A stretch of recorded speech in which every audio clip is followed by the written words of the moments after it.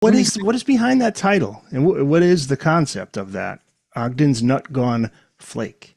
I think in the 70s, prog rock got very serious, didn't it? And very sort of pretentious. But around the time of Ogden Nut Gone Flake, there was still a playful element. Um, One of the weird things about Ogden's Nut Gone Flake is it was issued in a circular tin. It didn't have a sleeve.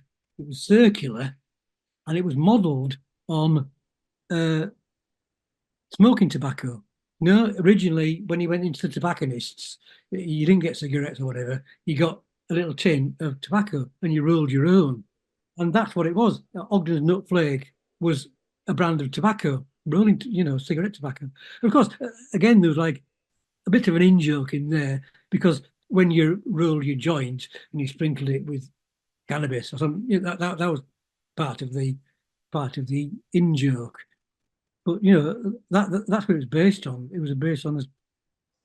Released in late May of '68. Yeah, Yeah, and it hit tobacco. number 15 in June, and then climbed to number one by the end of June. Stayed there I for 6 weeks. I think it was number one in the UK charts at its most competitive. I mean, there was the Beatles, there was the Stones, there was the Who, there was everybody was around then, and also in America there was like Jefferson Airplane, Grateful Dead, all that lot was starting up, and there was all this sort of different definition of hip coming in. I mean, one of the things about being a mod was that it was exclusive, that you were different. What I mean? You had that sort of cult appeal.